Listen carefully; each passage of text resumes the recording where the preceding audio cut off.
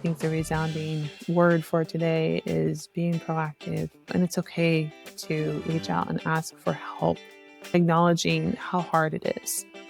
Not everybody experiences that, but having been there and done that, and you've even seen it here, these families who go without support or are birthing alone, no, you don't have to be alone. Welcome to the Birth Education Center podcast, hosted by myself, Care Messer, an entrepreneur, birth educator, and doula. My team and I want to help you discover your options in birth and postpartum, how to find your voice, and how to use that voice to navigate our maternal healthcare system. You and your baby are not just a number. This information includes doulas too. Now let's get started. I'm excited to have Amanda Dodson here today. Amanda and I did our doula training together like almost 17 years ago. Like we sat in a room together and cried and mourned together and loved together and whatever. And Amanda has gone on to do amazing things. She's a doula. She's a CAPPA doula trainer. Let me start out by saying we're doing a show on military families today. Amanda is a military family, and she went over to Japan. She started a birth resource network in Japan. Then she came stateside and has co-founded the military birth network here. And she does a lot of work for our military families. I was raised Air Force. I know how that can be and how you're moving constantly. That's still moving is a big thing for me. It's a big insecurity I have is having a roof over my head. So I understand all things military. We have several bases here in San Diego. So today we want to focus on how military families can get more support, especially when they're brand new, young women moving to a new duty station. They don't know anybody. They're away from their family a lot of times for the very first time. They may be newly pregnant or not pregnant and have no friends. And it can be a really rough transition. And the hardest part is if you do get pregnant right then and your partner is stationed someplace else and you're by yourself, that leaves you with a lot of mental weight and emotional weight for how to take care of this baby and what you're going to do. And we want to talk today about community resources that are in your duty station areas, as well as what the military offers, because there can be a bridge to that information. And that's kind of what we want to shed light on today. So welcome, Amanda. I'm so glad you're here. Yes, thank you for having me. Man, we have a lot of topics to cover today, but before we jump into that, I just want to give you a huge shout out and thank you because yes, we have followed each other's journeys for a long time. You got me on the hypnobirthing track, and at first I thought it was a little like, what is this stuff? And I'll never forget one of some meetings you came to me. I think it was one of my first doula clients. Remember when you came to that prenatal meeting with me, and I remember you talking to her about a blossoming rose. And I'm like, we didn't learn about that in our doula training. And I was like, what? She was scared of tearing, and I said, it can open up slowly like a rose. It doesn't just explode out. That's why forgot about that. Yes. Yeah. And we can talk about that stuff all day. But at first I was like, you're just kind of on a whole nother level and I'm trying to follow along here. But I love it. You know, you have been one of the only people when I first started off in my doula journey being overseas, you and the awesome Jerry there in San Diego, who was our doula trainer and helped support me through some of the more difficult times and just learning the ins and out of how to be a doula, especially over in a location where it takes a lot of work and education and advocacy and just gosh, all kinds of stuff to bring those resources to families. So, and Japan had nothing before you got there. No, and you they were didn't. like, San Diego is so rich in our birth community, and to go from this to like feast and then famine. And Amanda's like, not on my watch. I'm going to figure this out. We did. And that was as a birth worker, but to my own lived experience as a military spouse and understanding how families feel when we have a spouse gone or we live so far away from a family. And that was my experience with my first two, because my oldest two were born in Okinawa. This was pre-doula days, all that stuff. But I had no family. I was 20 years old when I had my first. And of course, I was excited to live overseas, but I didn't know anything. I was very ignorant. And we had some local church family and everything who would come in and help with food, but it was really just, I don't know what it is about Okinawa and having to figure things out. I just had to figure a lot of things out on my own. And There's just this idea that the spouse on the home front really has to hold that down, whether it's, family, finances, you're dealing with everything while your spouse is away. And so I remember those days. But when I had my third, we were back in Texas. And fortunately, I was able to have my family come down. And there were more resources per se. But again, just being very ignorant to the birth process, to education, doulas, induction, all that kind of stuff. Well, and I think that's one of the most important things is having education and understanding how your body works and having a good network of support can make or break your birth experience. And when your spouse or partner is overseas, the worry that they have with you at home, if you've had trauma with your birth or the baby's in the NICU or whatever that is, we're just detracting from what they're there to do. And if they know that you're supported and you're safe and they can relax and do their job to protect our country, it gives, like I talked about weight at the beginning, a lot of mental weight on you having to be stronger, etc. But let people hold you and walk you through that so that you don't have to carry it all on your own.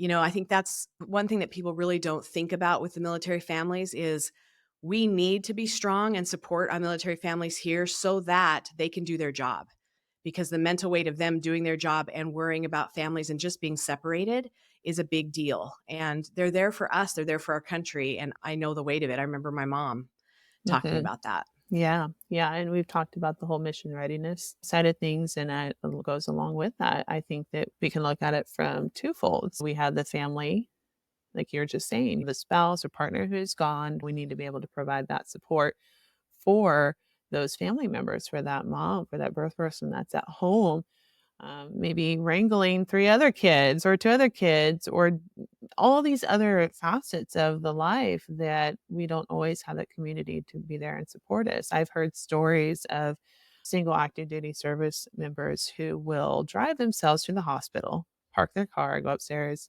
give birth.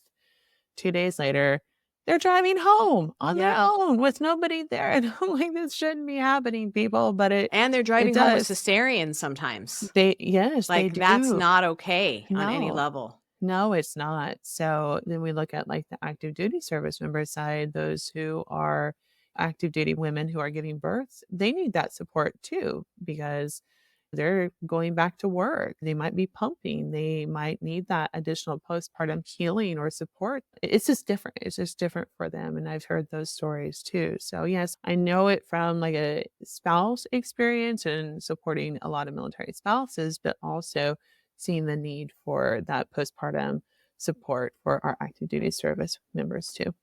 I want to begin with talking about community resources because when you are transferred to a new duty station, like you're saying, you could be 18, 19.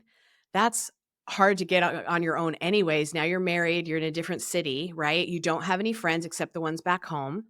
And the community is so rich with resources wherever you're going, as well as the online community. That's amazing too. But can you start with maybe doulas, how they can start connecting with doulas and why they would want to start connecting with doulas? Right. That's a great point, and I'm glad that you brought that up because I think that nowadays with social media and just doulas, that the word doula term that's becoming more of a household tool that people are using for benefit. But TRICARE is covering doulas now. But even if you're moving, let's say from overseas and you're coming here to North Carolina, if you connect with a couple of Facebook groups or just start Googling and saying, oh, who are some of the local doulas? Because as doulas, we're that resource for our families, whether they're civilian or military. We're kind of tasked to dive into our local surroundings and find out who the IBCLCs are. And maybe tell these new moms what an IBCLC is, because that's a big word. Yes, it is. I'm I will tell sorry. you this too, you guys. Amanda abbreviates everything because she's military, and she'll be like DOD, da da da da da, and I'm like, come back. I'm a civilian. What the hell did you just say? So as she's saying all those little acronyms, all the military folks know what they are, but the rest of us are like, I'm gonna have to look that up, and we look up the wrong thing, and then we're like, that doesn't make sense. What is she talking No, about? I know. I know. But IBCLC, I own that one because that's a birth term. So It that's a is. It lactation is. consultant, basically. But yeah, she's jumped that acronym out like it was no big deal because that's her language. Yeah, that is, So it is. I'm so used to talking to fellow birth workers. So I apologize. And yes, I need to remember my audience and who I'm talking Right. to and who this is going to. This isn't just It's going to both. It's going to both, but it yeah. is. But yes. So the board certified lactation consultants, finding those people who maybe will do home visits or take your insurance. So we can dive a little bit more into that. Pelvic floor therapists too. TRICARE will cover TRICARE, just so everybody knows, that's the military health care insurance that we use. And pelvic floor therapy is covered under TRICARE. So I really encourage my clients to connect with our pelvic floor therapists. And fortunately, we have a lot of those around this area. And I will tell, and a lot of my active duty moms too, I'm like, go get that referral if you need one. Go get seen for that because I feel like a lot of our active duty moms are just tight. Well, and one of the things, if you're moving into an area, you're not pregnant yet, there's no harm in looking at this if you are going to be getting pregnant. Because the very first thing that I talk to my families about when they contact me for education is I say, I don't mean to be intrusive, but do you have a therapist yet? And the reason being is I want you to get a therapist now because in postpartum time, if you need one, it's really hard to find one when you're crying and tired and have a baby hanging from your boob. You don't know if anyone is full and they can't get back to you in time. So you're really needing a referral that it takes your insurance and they aren't getting back to you because they are full and busy. If they see you 2 or 3 times before you have that baby, they now have a baseline for where you are mentally and what you're going through. They can also help you plan for postpartum and what you will need specifically makes a huge difference in how prepared you feel. And if you need them, you can get on their schedule really easy because you're already part of their caseload. And you don't have to be searching for who takes my insurance and I'm so tired when you Right. need someone right then. And you can do an online Zoom call while you're feeding your Yeah. baby. It makes Hmm. a huge difference. And I've never had a family say, I'm so upset you gave me that information ahead Right. of time. Like Right. they're grateful for it because if they actually listen to it and they need it, it makes a huge difference. Yes. So we're saying to be proactive. Absolutely. Yes. This whole episode is about being proactive. If Proactive. you're not pregnant yet or you're barely pregnant, let's start. Uh-huh. And over years, I've gotten a few phone calls from people that, hey, I'm not pregnant yet, but I'm just getting all the local midwives in line, or who are the doulas that support X, Y, and Z? Or do you support VBACs? Or as a doula, do you support medicated birth? So helping families get those additional resources is great. And if you're military, sometimes it's hard getting into care right away. Well, just saying if you are expecting and you're getting to your new duty station, sometimes finding care can be very difficult. And I think we're seeing this a lot at certain locations. So, if your military treatment facility is full, you might get moved out in town. And then you have to find out, well, where should I go? Call the doulas. Yes, exactly. Like, you Exactly. guys, doulas know who the best providers are, who the ones they don't wanna do business with, and they know the best educators. Like, the doulas are a good stop to start with, and who takes the TRICARE insurance. So if you are out of a military facility, because TRICARE doesn't cover while you're in a military facility, which is a bee in all of our bonnets. We're all angry about that. TRICARE do better, but you need to find out who takes TRICARE so that you can align with who's my best doula for me, and then you can get that Mhm. doula paid for. That's really important. Yeah, 100%. So doulas, like we kind of just hitting that nail on the head. We are that amazing resource for families. If your community doesn't have any doulas there, which that does happen at some of these locations, you can definitely connect with maybe some lactation professionals or at least somebody that works in the birth profession that might be able to still provide those resources, from chiropractors to acupuncturists to even your base programs. And that's something as well that maybe families aren't always familiar with. Who do they contact? Because I know Army, Marines, everybody has a different name for it. But when they do come into their duty station, who do they first try with to see if they're an active military station for family resources? Mhm, mhm. Well, each branch usually has like a designated person that the family member can get in touch with. Like on the Marine Corps side, we call them DRCs. And I honestly can't remember off the top of my head what that acronym stands for. They used to be called FROs, Family Readiness Officers. But each branch is going to have maybe that person or spouse that they can go to that might be able to guide them. Oh, hey, here's the new parent support program. Here at Lejeune on the Marine Corps side, we're going to have those set up anyways. I would say for people looking, maybe going to a more desolate duty station, that they could go to Military One Source. And a lot of that information is on that website to find out what kind of new parent support programs they have, what kind of activities they have for their family, if in the chance that they don't have that point of contact from their command. Some spouse support, some of that stuff is amazing. And then others, you're just kind of out on your own figuring it out. So, new parent support on the Marine Corps side, we also have Navy Marine Corps Relief Society. They offer free lactation support, and they also have home visiting nurses. So, I really encourage my families to utilize those resources because they will come in and check up on you. And if we're fortunate enough to have somebody that works also as a lactation professional, they can come in and help assess some of that information too, which is providing support. Now, when it comes to mental health, all that kind of stuff, I'm still not 100% sure how they will navigate that. Maybe they provide their own resources, which I don't know if they have many, but still, it is a resource that families can tap into But they and can go utilize to and like set up. a national site like Psychology Today or whatever and look to see who takes TRICARE, Yes, correct? yes, yes. There's Psychology Today. There is Postpartum Support International.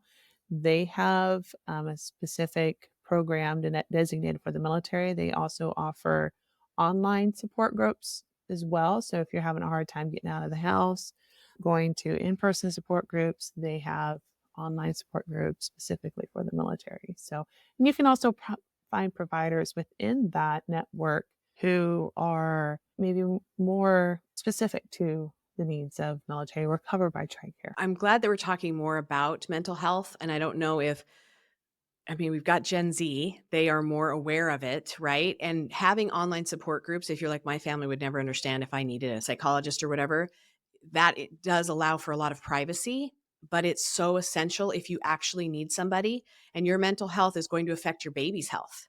So it's important Absolutely. that you establish that ahead of time. And I find a lot of my Gen Z and a lot of my millennials have a lot of anxiety. Mhm. Why wouldn't they? Like, how were they raised? Like, I get it. And a lot of them don't want to branch out and go outside. They're lonely and they're scared and they're sad, but they don't want to leave their house, which I totally understand that. We got to find you support because you're getting ready to have a baby and that baby's going to need support. And if you can branch out a little ahead of time, you're going to know these people when you're bringing your baby to them and they probably have kids. Right. So that's going to be that play support for your baby as well. Yes, and, as we're talking about this, I just think of some of the local businesses and some of these just, how would I say this, organic grassroots groups that, you might have a super young mom who's very extroverted and she's like, "Hey, I'm bored, tired of being at home. I have a 12-month-old. Let's meet for coffee."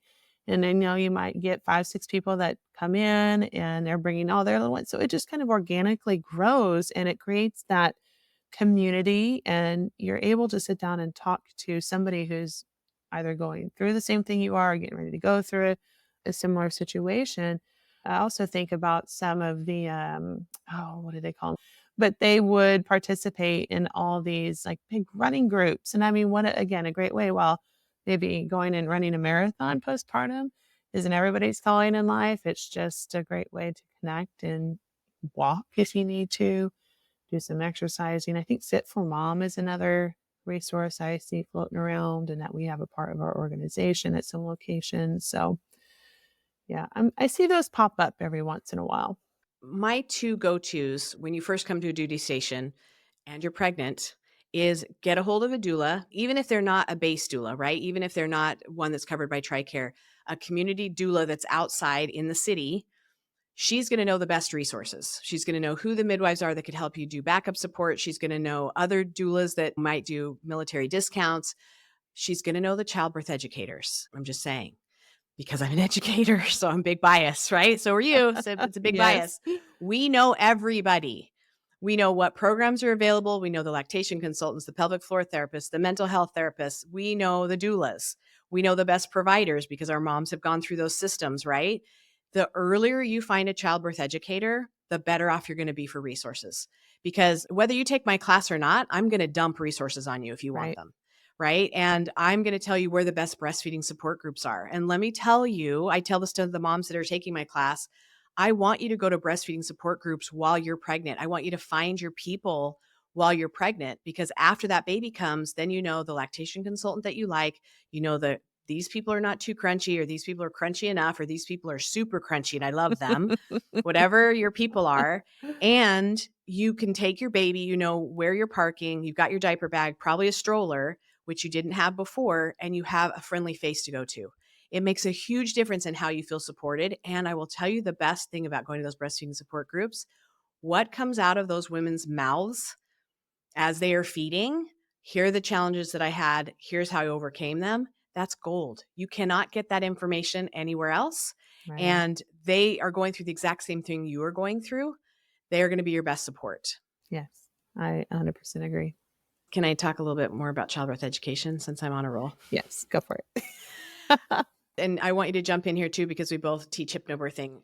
When you can get some information on how your body works in birth, how the hormones work, how labor starts and stops, and all of that, because you are a mammal, when you understand how you internally work and how your great, great, great, great, great grandmothers have worked, that's why you're here, because it all worked on your line. Whether the last 2 or 3 generations have been medicated or not, or cesareans or not, doesn't matter. When you understand how your body works, you get enough education that you're not fearful of the process. Whether you get medication, whether you have a C-section, whether you want to go natural, don't go natural, do go natural, your birth trauma reduces by having good education. And 1 in 3 women, that's our statistic, have some kind of birth trauma. Mhm. And if you can prevent that or help prevent that by being educated and having a strong support system ahead of time, maybe getting a doula, maybe walking through that birth education so that you have extra tools and support, and your mental health professional and stuff like that, reduces the risk of birth trauma. Remember, when we're talking about supporting that person in the field, when they don't have to be thinking about, is she okay? How's my baby doing? Blah, blah, blah, because there's that added layer.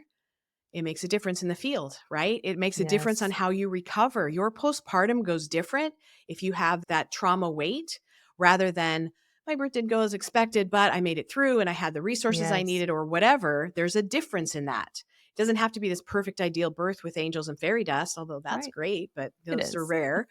But you've had the support, you've built that understanding of how your body works and what you're going to do as far as resources, makes a huge difference in how your postpartum recovery goes. It also makes a big difference in how your next birth will go. Mhm. Because if it was really rushed and it was a cesarean and stuff you weren't planning on, and now he comes home in a little bit and you're pregnant again, maybe you got pregnant earlier than you should have because you needed time to recover and stuff like that, which you would learn in a childbirth education class, not necessarily with your surgical team as they're talking Right. to you in the OR, right? Right. That makes a huge difference on your body reproductive health for the rest of your life. So having that education ahead of time, whether it's a planned cesarean or not, will make a huge impact on the rest of your childbearing years, especially if you wanted a big family. Yes. Yeah. And we see it time and time again. I mean, I run into this all the time.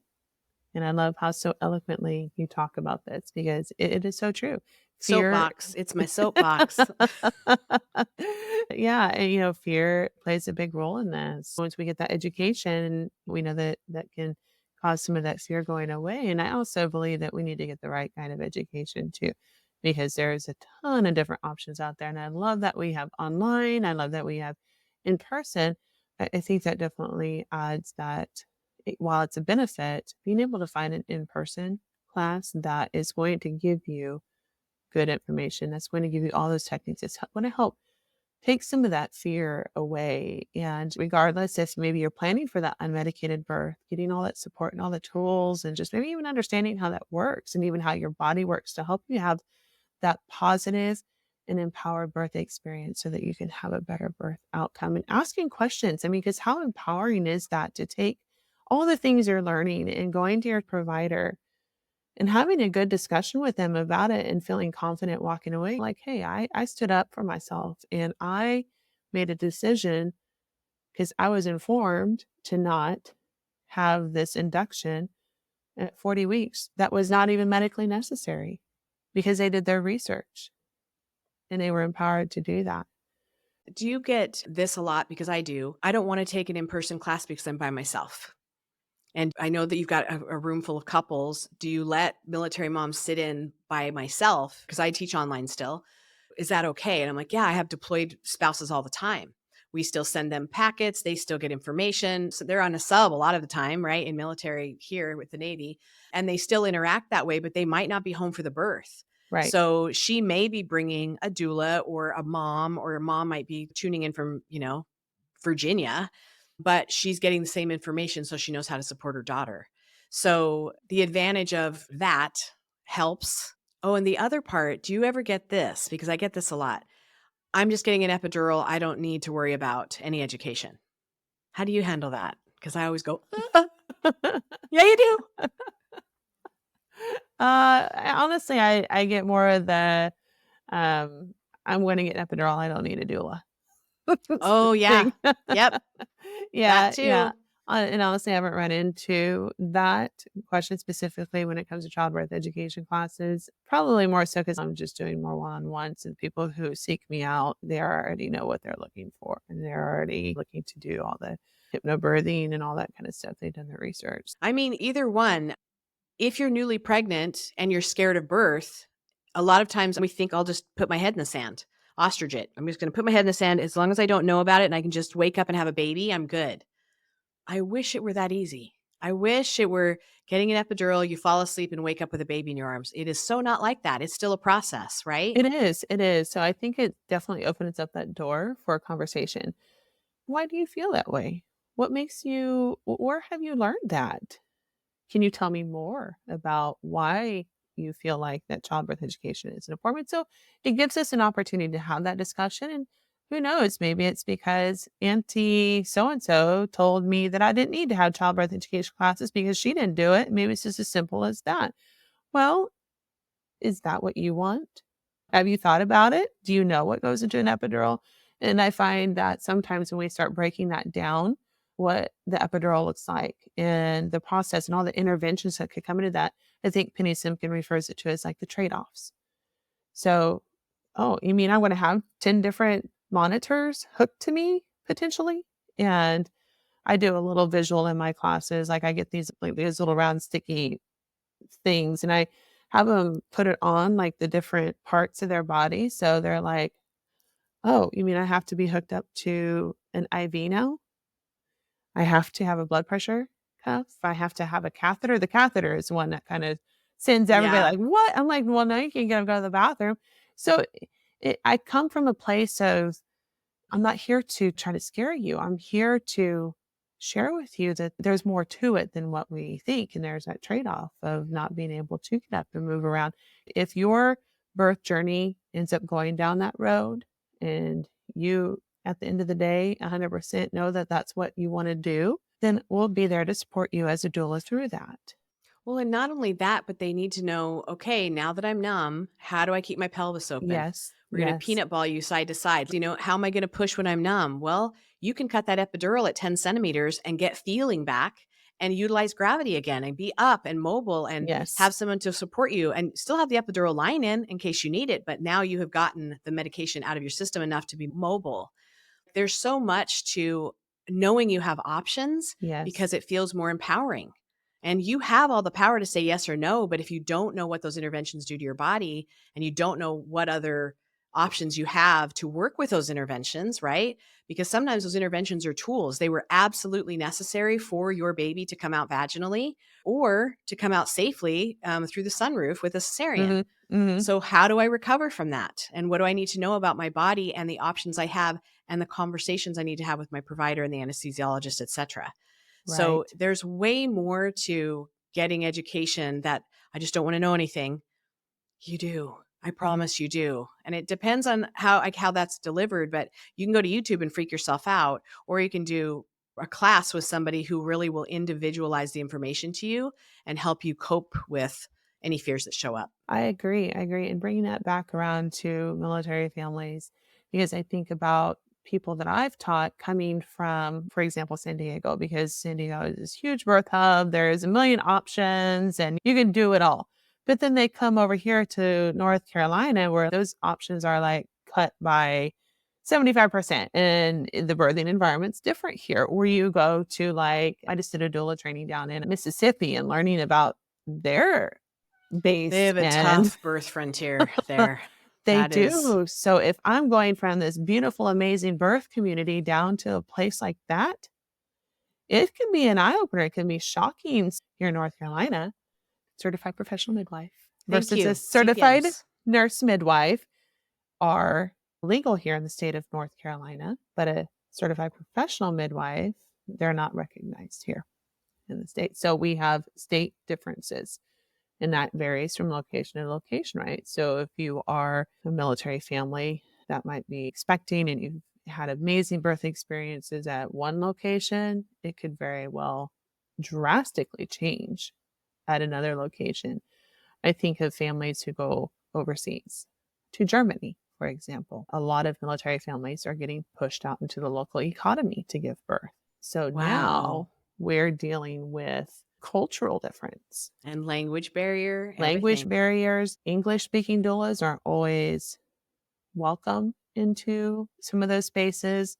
Birth culture is different there. So there's this whole other level of learning and maybe fear being introduced to that. And that can be hard to navigate at some of these places because your base just might not provide those types of resources. You can go out in town if that's something that you're comfortable with doing, but you can walk away with a more traumatic birth experience and just based on the culture and Culture, environment you're in. which would be another reason to take an online class stateside, Mhm. right? To get the Right. education and information you need, and that you can get it translated into German to talk to your providers about things, right? Possibly, because I think of Japan, for instance. Culturally, it is not appropriate to ask questions to your doctor.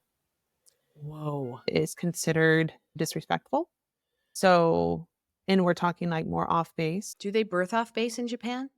They can't always birth on base? No, prime beneficiaries, the majority of people speaking to Japan only in some places in Europe have to go on base unless they switch their insurance to select where they can choose to go off base. But that's another topic for another day. Right.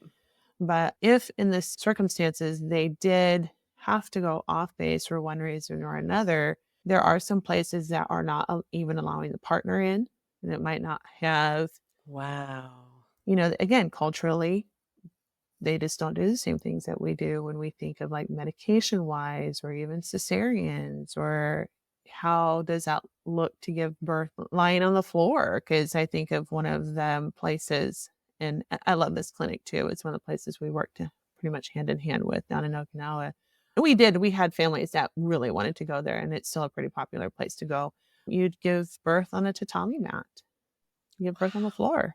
That's So fantastic. so that's a whole nother, like, level of experience, and their postpartum care is amazing because it's very common in some of those countries to stay in the hospital or a birth center for at least 10 days So they after take you care give of birth. you. They do, like the bone closing, the warming foods, they do Reiki, Wow. they're That's making what we sure the should all be feed's good, doing. right? No, but we're so used to 12 hours later, 24 hours later, now you're leaving the hospital and then you go home and resume your regular life. Right. So, yeah, yeah. So I can see how for some people that can add like that layer of fear of being in these cultures in different countries.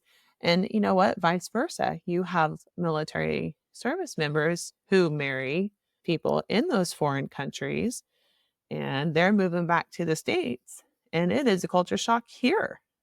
And it's just completely treated differently. I'm working with somebody right now. I'm like, you can speak up. It is okay to ask questions. And they're like, no. But I'm like, it's okay. But that's culturally just how they're raised. I mean, it's so important to get education because if you were by yourself, what tools do you have to cope? Hmm. Like don't be scared and unempowered. Even if you can't talk to the doctor and ask questions, what are you going to do in that situation? So it's a more of a, I'm not going to react, I'm going to respond. And that's a whole different level birth experience when you are responding to the environment without wanting it to change because it's not going to change rather than reacting to it and being angry it's not changing. Right. because there's a choice in that moment. And when you have education and more skills, it becomes a response, not a reaction. And that can make a huge difference in whether you're experiencing trauma or feel unsafe. I agree.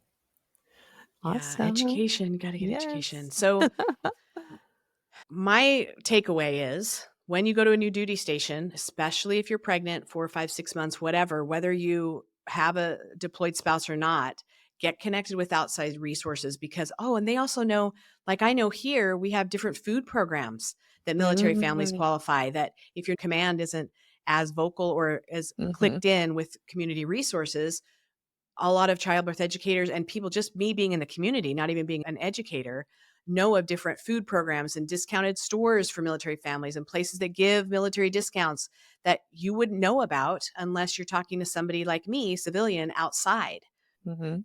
Right, and food insecurity in the military community is a huge topic right now, so even for, like, younger families and even the higher ranking families are running into that too, but for your lower ranking families, because it costs money to move, it's expensive to PCS, and even though they give you stipends, all that stuff for it, it's still expensive to move.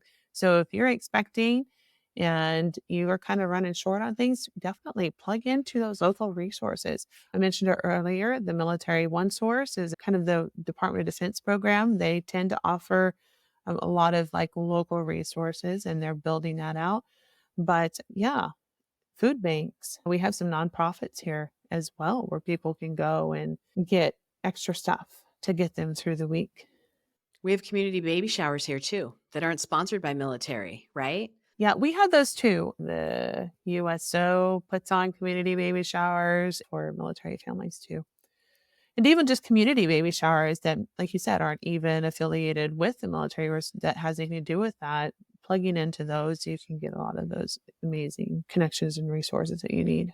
And going back to doulas and midwives and childbirth educators, a lot of us offer payment plans.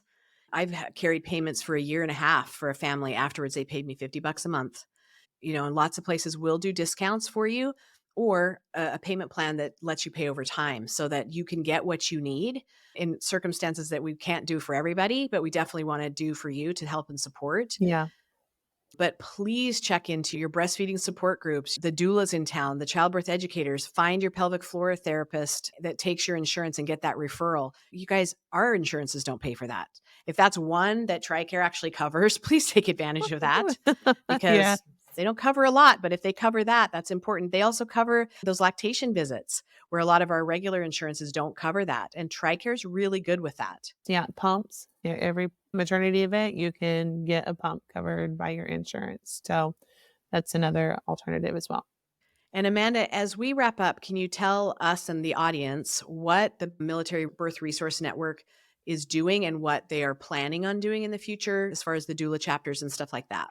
Yeah, great question. So, just for future, if anybody wants to look us up online, you can find us at mbrnpc.org.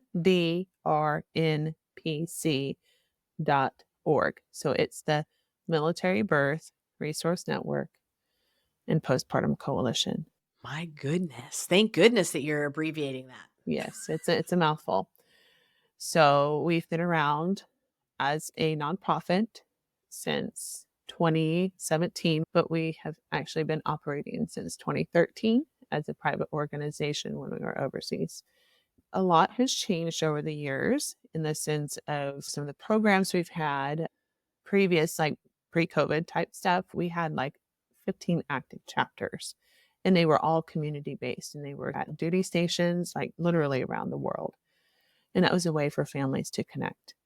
Like everything we've been talking about, you find it in that one place. It doesn't replicate what the base programs are doing and what they have to offer. It's an addition to what they're doing. Not a lot of bases highlight doulas or maybe lactation. So we provide that platform for birth professionals, whether they're military or civilian, to participate with us. Now, we are a membership based organization that you can join if you'd like. And we have a listing that we put for you on our website.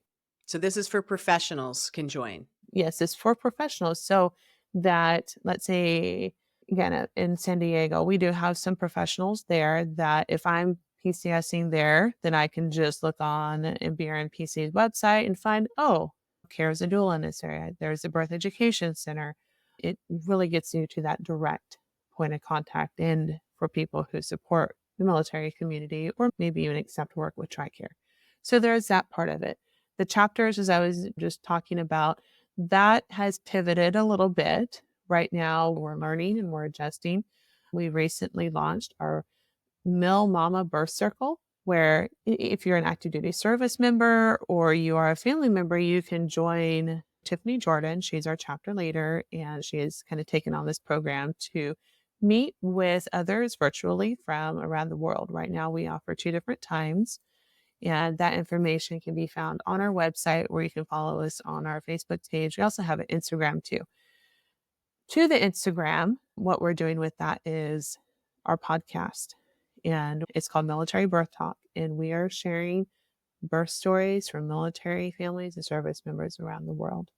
There's a ton of podcasts out there. There's a ton of birthing podcasts. And every once in a while, we'll hear those military stories. But this is specifically dedicated to our experiences.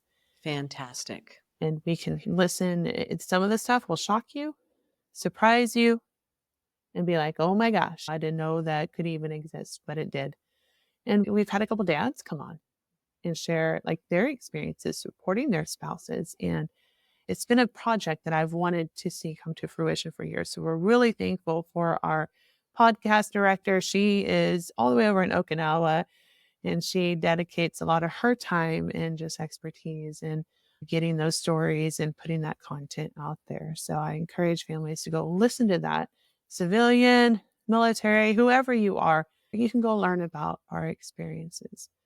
And then we have some other programs we're trying to get up and going. In this whole TRICARE thing, we really want to see more doulas grow and support our military families. So we have a task force we're building out that is for military birth professionals who want to support military families. We are looking to develop a community doula program that is specific to our military community, and more so for families who deliver at military treatment facilities, because unfortunately, like we mentioned earlier, the TRICARE benefit does not cover those birth experiences. And that is leaving out a huge group of people, Yeah, active duty huge group. service women, and those families who deliver on base. And we see that more so overseas.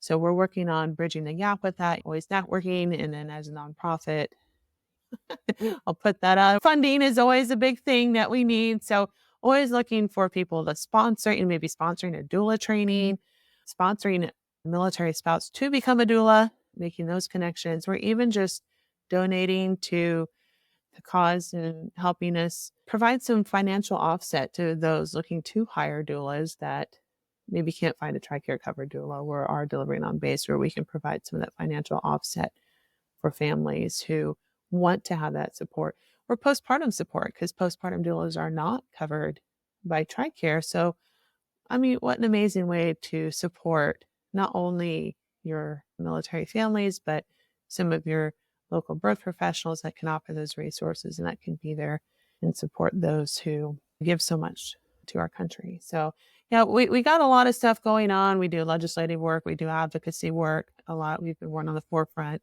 of a lot of this TRICARE stuff. Yeah, you are boots on the ground, Amanda. Like, they don't even know the hierarchy that you have to go through I've learned to get stuff passed by the Senate and the House. It's incredible the work that you do. And I want to highlight, and it's all for free.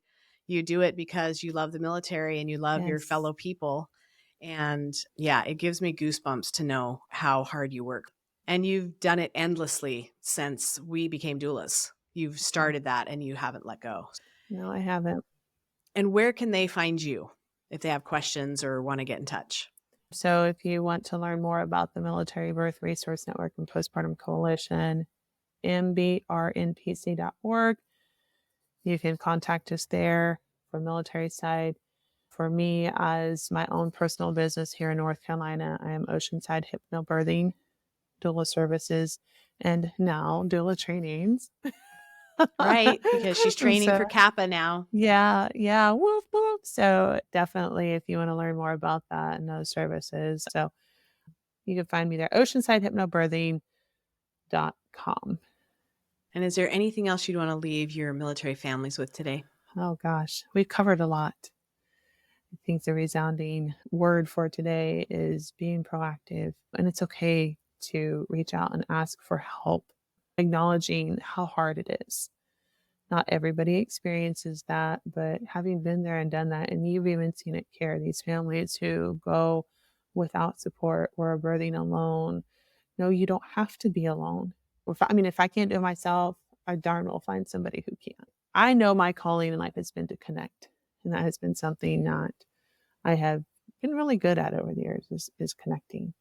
So reach out, even if you are looking for a doula in Idaho or Alaska. I know people who've lived there who support those communities. So there's always something. You just have to dig around. You're not alone.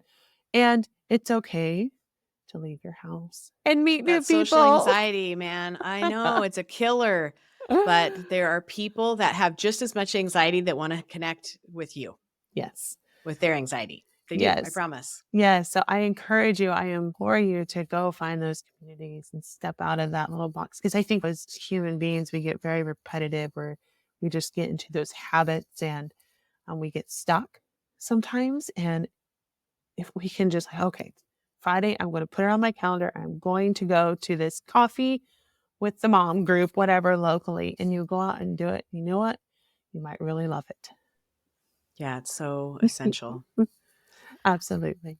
Thank you so much for coming and being our guest today. And we will see everybody next week. Thanks for having me. Bye, everyone. Thanks for joining us today. And remember, it's your body, your choice, and finding your voice is your power.